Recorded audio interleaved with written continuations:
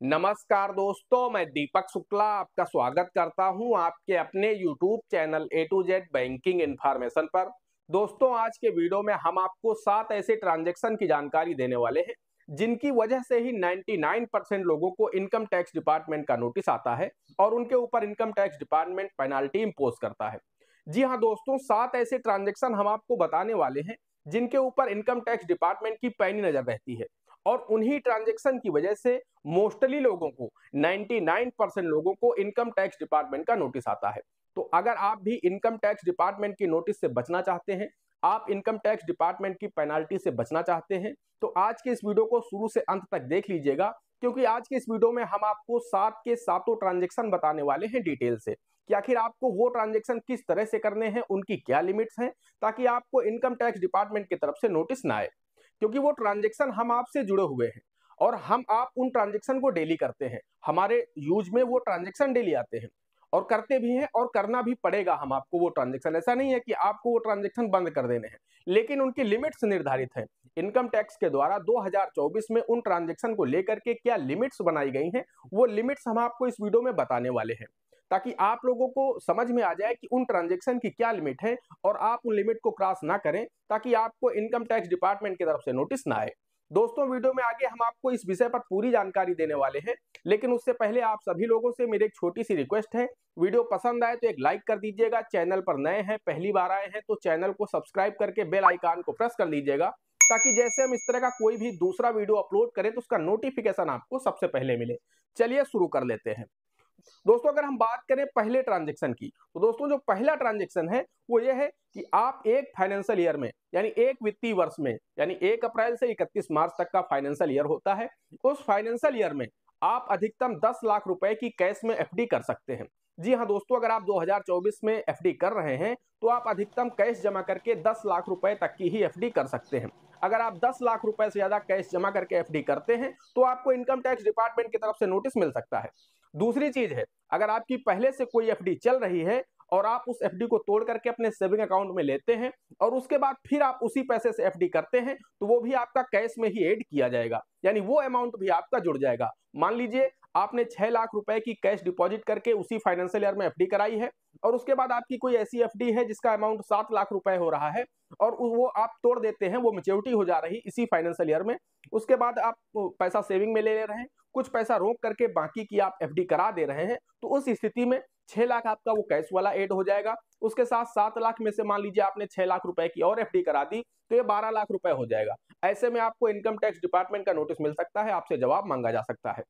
अगर आप एक्सप्लेन नहीं कर पाए तो आपके ऊपर पेनाल्टी भी इंपोज की जा सकती है। लेकिन यहाँ पर एक शर्त यह है कि अगर आपकी एफडी पूरी होने से पहले ही आप उसे ऑटो रिन्यू कर देते हैं, यानी जैसे वो पूरी होगी उसके बाद फिर से उसका टाइम एक्सटेंड कर देते हैं, उस दशा में वो इस अमाउंट में ऐड नहीं होगी। भले ही आपकी एफडी वो 10 लाख की हो, 15 लाख की हो, 20 लाख की हो, इससे मतलब नहीं है। अगर वो पैसा एफडी का टूट करके सेविंग अकाउंट में आता है तो वो जोड़ा जाएगा, आप दोबारा एफडी करेंगे। लेकिन अगर आप उसी एफडी को एक्सटेंड कर देते हैं, रिन्यू कर देते हैं, अगर उसमें ऑटो रिन्यू लगा है तो अपने आप जिस डेट को पूरी होगी अपने आप बढ़ जाएगी कुछ टाइम के लिए। या फिर अगर आप चाहते हैं कि इस अमाउंट में ऐड ना हो, आपको इनकम टैक्स का नोटिस ना मिले, तो उसके लिए आपको तुरंत बैंक जाना है। जैसे ही वो पूरी हो उसके एक दिन पहले ही आपको बैंक चले जाना, वहां पर आपको लिखित में बोल देना है कि हमारी इस एफडी को आगे 1 साल, 6 महीने, 2 साल, 5 साल के लिए बढ़ा दिया जाए, यानी रिन्यू कर दिया जाए। उस स्थिति में आपका वो अमाउंट ऐड नहीं किया जाएगा। जिस फाइनेंशियल ईयर में आपने कैश डिपॉजिट करके एफडी की है, उसी फाइनेंशियल ईयर में अगर आपकी एफडी मैच्योर हो रही है तो आप उसे ऑटो रिन्यू कर दें या फिर बैंक जाकर के रिन्यू करवा दें, उसे एक्सटेंड करा दें, ताकि वो अमाउंट आपका ऐड ना हो। इससे क्या होगा कि आपकी लिमिट क्रॉस नहीं होगी 10 लाख रुपए की और आप इनकम टैक्स डिपार्टमेंट के नोटिस से बचे रहेंगे। लेकिन जो लोग इनकम टैक्स पेयर हैं, जो लोग आईटीआर फाइल कर रहे हैं, उन लोगों को कोई भी दिक्कत नहीं, वो कितने भी अमाउंट की एफडी कराएं, क्योंकि वो लोग खुद ही जानकारी दे रहे हैं इनकम टैक्स डिपार्टमेंट को कि मैं इतने रुपए की एफडी करवा रहा हूं एक फाइनेंशियल ईयर में, मेरी इतनी इनकम है। जो लोग आईटीआर फाइल नहीं कर रहे हैं, जो लोग टैक्स पेयर नहीं है, मैं उन लोगों के लिए बता रहा हूं। अब आते हैं दूसरे पॉइंट पर। दूसरा ट्रांजैक्शन कौन सा है? तो दूसरा ट्रांजैक्शन ये है कि अगर आप अपने यूपीआई के माध्यम से 10 लाख रुपए से ज्यादा कैश अपने सेविंग अकाउंट में एक वित्तीय वर्ष में रिसीव कर लेते हैं, उस दशा में भी आपको इनकम टैक्स डिपार्टमेंट का नोटिस मिल सकता है। तो इस चीज को भी आपको ध्यान में रखना है कि अगर आप एक वित्तीय वर्ष में 10 लाख रुपए से ज्यादा कैश अपने सेविंग अकाउंट में यूपीआई के माध्यम से रिसीव करते हैं तो भी आपको नोटिस मिल सकता है, अगर आप आईटीआर फाइल नहीं करते हैं तो। अगर आप आईटीआर फाइल करते हैं तो कितना भी अमाउंट आप रिसीव करें कोई भी दिक्कत नहीं है, आप खुद ही इनकम टैक्स डिपार्टमेंट को जानकारी दे रहे हैं आईटीआर फाइल करके। लेकिन अगर आप आईटीआर फाइल नहीं कर रहे हैं, टैक्स पे नहीं कर रहे हैं, जानकारी नहीं दे रहे हैं, उसके बाद भी 10 लाख, 15 लाख, 20 लाख, 25 लाख रुपए आप अपने सेविंग अकाउंट में ले रहे हैं, रिसीव कर रहे हैं, उसके बाद इनकम टैक्स डिपार्टमेंट को लगेगा कि इनके अकाउंट में इतना ज्यादा अमाउंट रिसीव हो रहा है, इसका मतलब इनकी इनकम अच्छी खासी है, टैक्स चोरी कर रहे हैं। उस दशा में आपको इनकम टैक्स डिपार्टमेंट नोटिस भेज देगा, और अगर आप उसे एक्सप्लेन नहीं कर पाए तो आपके ऊपर पेनाल्टी भी इंपोज कर देगा। तो कुल मिलाकर के यहाँ पर भी आपको सावधानी बरतने की आवश्यकता है। तीसरे, अगर हम ट्रांजेक्शन की बात करें जिनके ऊपर इनकम टैक्स डिपार्टमेंट की पैनी नजर रहती है, वो तीसरा ट्रांजेक्शन है कि आपका जो सेविंग अकाउंट है उसकी एक फाइनेंशियल ईयर की कैश डिपॉजिट करने की जो लिमिट है वो है 10 लाख रुपए। अगर आप एक वित्तीय वर्ष में 10 लाख रुपए से ज्यादा कैश डिपॉजिट करते हैं अपने सभी सेविंग अकाउंट को जोड़ करके मैं बात कर रहा हूं, जितने भी आपके सेविंग अकाउंट हैं उन सभी सेविंग अकाउंट की जो लिमिट होती है इनकम टैक्स के द्वारा जो तय की गई है वो है 10 लाख रुपए। अगर आप उस लिमिट से ज्यादा कैश डिपॉजिट कर देते हैं अपने सभी सेविंग अकाउंट में तो उस दशा में आपको इनकम टैक्स डिपार्टमेंट का नोटिस मिल सकता है। इसके साथ ही अगर हम विड्रॉल की बात करें तो कैश विड्रॉल की भी लिमिट है, वो भी 10 लाख रुपए है। अगर आप एक वित्तीय वर्ष में अपने सभी सेविंग अकाउंट से 10 लाख रुपए से ज्यादा कैश विड्रॉल कर लेते हैं उस दशा में भी आपको इनकम टैक्स डिपार्टमेंट का नोटिस मिल सकता है, और ये नोटिस आपको अगले 3 सालों में कभी भी मिल सकता है। पहले इसका टाइम अधिक था, लेकिन हाई कोर्ट के एक फैसले के बाद से इसके टाइम में कमी की गई है कि आपको इनकम टैक्स डिपार्टमेंट 3 साल के अंदर ही नोटिस दे सकता है। अगर उस मामले को 3 वर्ष पूरे हो गए हैं तो इनकम टैक्स डिपार्टमेंट आपको नोटिस नहीं दे सकता है। लेकिन अगर आपका मामला 50 लाख रुपए से अधिक है तो फिर उसमें आपको ये टाइम इनकम टैक्स डिपार्टमेंट को बढ़कर के 10 साल मिल जाता है। यानी अगर आपका मामला जो है वो 10 लाख, 15 लाख, 20 लाख, 25 लाख का है तो फिर आपको 3 वर्षों में ही नोटिस आ जाएगा, अगर नहीं आया तो फिर नहीं आएगा। लेकिन अगर आपका मामला 50 लाख रुपए से ऊपर का है तो अगले 10 सालों में आपको इनकम टैक्स डिपार्टमेंट का नोटिस कभी भी आ सकता है। यानी अगर मामला 50 लाख से ऊपर है तो फिर 10 सालों में कभी भी नोटिस आ सकता है, लेकिन मामला 50 लाख से नीचे है तो फिर आपको 3 वर्ष के अंदर ही इनकम टैक्स डिपार्टमेंट का नोटिस आ जाएगा। अब दोस्तों, ये मैंने आपको जो बताया ये सभी सेविंग अकाउंट की लिमिट को जोड़ करके है। ऐसा नहीं है कि 10 लाख रुपए आपके 4 सेविंग अकाउंट है तो एक में आप 5 लाख कर लेंगे, एक में 6 लाख कर लेंगे, एक में 3 लाख कर लेंगे, एक में 8 लाख कर लेंगे, ऐसा नहीं है।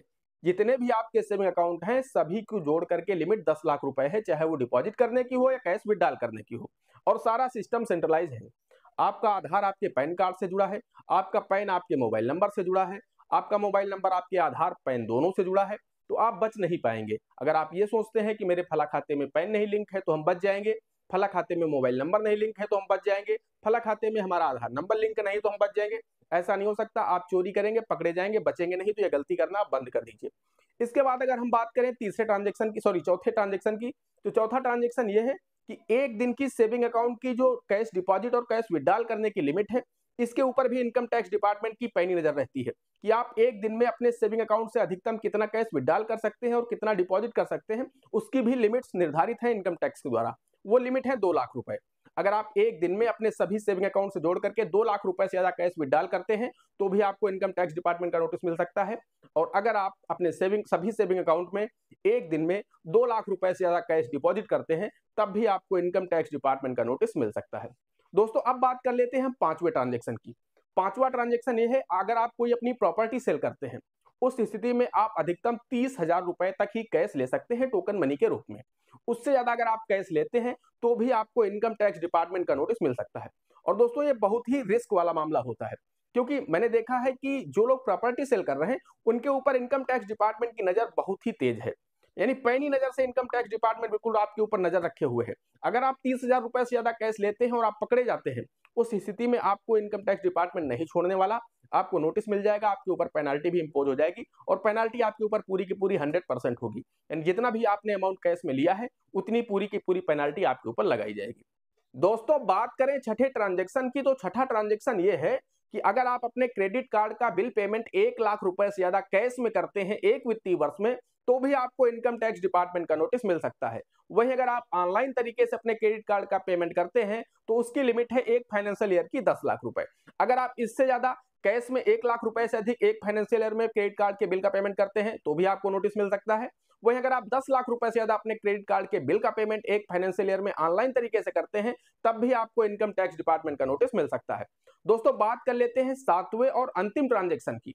दोस्तों, सातवां और अंतिम ट्रांजेक्शन ये है कि अगर आप शेयर मार्केट में शेयर बाय करते हैं, बॉन्ड खरीदते हैं, म्यूचुअल फंड खरीदते हैं, एसआईपी में निवेश करते हैं तो उनकी एक फाइनेंशियल ईयर की लिमिट इनकम टैक्स के द्वारा जो निर्धारित की गई है वो है 10 लाख रुपए। इन चारों में से अगर आप कुछ भी कहीं भी पैसा निवेश करते हैं तो अधिकतम उसकी जो लिमिट है वो है 10 लाख रुपए। 10 लाख रुपए से ज्यादा अगर आप म्यूचुअल फंड में, शेयर में, बॉन्ड में या एसआईपी में निवेश करते हैं एक वित्तीय वर्ष में, तो फिर आपको इनकम टैक्स डिपार्टमेंट का नोटिस मिल सकता है। दोस्तों, ये ही वो 60 ट्रांजेक्शन है जिनके ऊपर इनकम टैक्स डिपार्टमेंट की पैनी नजर रहती है। और अगर आप इन लिमिट से ज्यादा लिमिट को क्रॉस करते हैं तो फिर आपको इनकम टैक्स डिपार्टमेंट का नोटिस मिल सकता है। और दोस्तों, हम आपको अंत में फिर बताना चाहते हैं कि 99% इनकम टैक्स डिपार्टमेंट का नोटिस इन्हीं 7 ट्रांजेक्शन की वजह से लोगों को मिलता है। जो लोग इन 7 ट्रांजेक्शन में सावधानी बरतते हैं, लिमिट को क्रॉस नहीं करते हैं, तो ज्यादातर केसेस में उन लोगों को नोटिस नहीं मिलता है। दोस्तों, आशा करते हैं वीडियो पसंद आया होगा। अगर वीडियो पसंद आया हो तो वीडियो को एक लाइक करिएगा। साथ ही चैनल पर नए हैं, पहली बार आए हैं तो चैनल को सब्सक्राइब कर लीजिएगा। साथ ही बेल आइकन को जरूर प्रेस कर लीजिएगा ताकि जैसे हम इस तरह का कोई भी दूसरा वीडियो अपलोड करें तो उसका नोटिफिकेशन आपको सबसे पहले मिले। दोस्तों, आज के वीडियो में इतना ही। मिलते हैं अगले वीडियो में किसी अगले इंटरेस्टिंग टॉपिक के साथ। तब तक के लिए जय हिंद, जय भारत।